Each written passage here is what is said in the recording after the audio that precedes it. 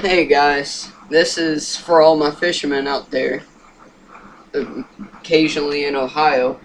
They're having this tournament at Ray Lakes at 3785 Crable Road in Springfield, Ohio.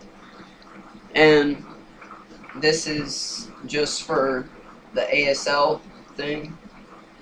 And 1 in 30, I think it's for ASL, but 1 in 35,000 kids get this disease. And what they're doing is saving money for it. So it's $20 to get in per person, and they provide you with free drinks and food for the lunch, and they have raffles and hourly prizes, and it's from 10 to 3 p.m. And the best part is you get $100 in cash for first prize, $50 for and a gift card for second, and third place you get $20 gift card. And if you don't win, all the kids get $1. So that's maybe around $200 out of maybe $7,000. And there's definitely a lot of people there, and they get more people and more people each year. It seems like it doubles. So if you want to help the ASL thing but not do the ice bucket challenge, just come out and fish on September 7th, 2014.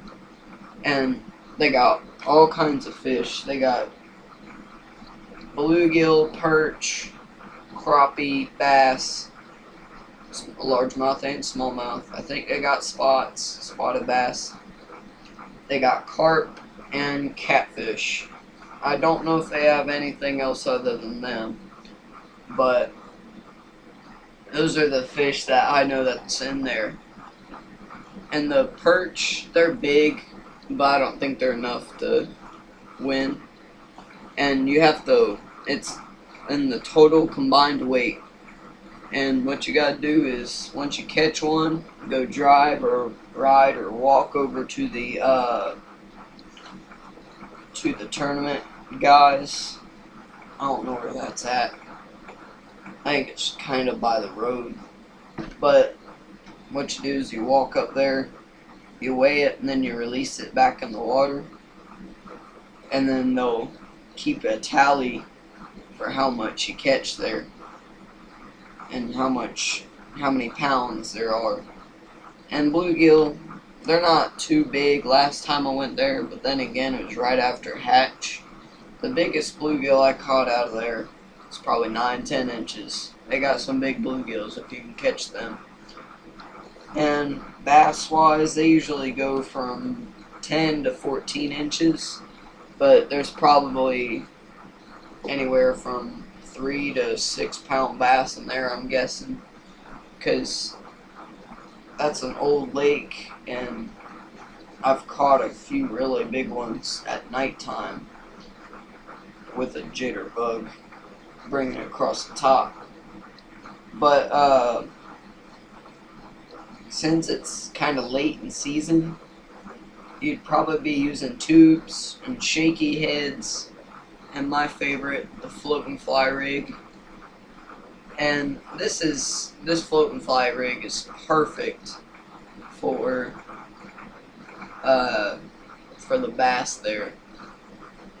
If I could, I'd get my 10-foot ugly stick in here, but the ceiling's only 8 something. So, but anyways, a float and fly rig is where you take a foam float and you just, I prefer snap floats, because those are I think they work a lot better. And or a slip float, which kind of works sometimes. And then you put a fly, what they use for fly fishing, onto the bottom of it. And when I use my snap float, I usually go 10 feet with that 10-foot rod. So say that's 10 feet. I'll have that bobber up top, and I'll put a small, like one of the smallest split shots right there, about halfway. A little higher up is preferable. And then, but when I use my bobber, I usually use them cylinder snap floats. I think those work best. And when you buy them with that weight, that ring weight at the bottom of it, I take that off, and then I put on a,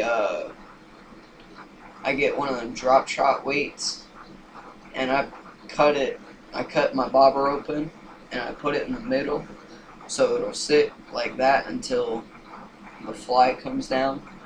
But when that small amount of weight comes down, that thing will start to slowly sit up. And what you do is, when bass are very finicky, very sluggish, slow, you pop your bobber a couple times, and what'll happen is it'll bring it up like that, and it'll slowly fall down again. I usually use it pretty often during late fall and early winter, and I usually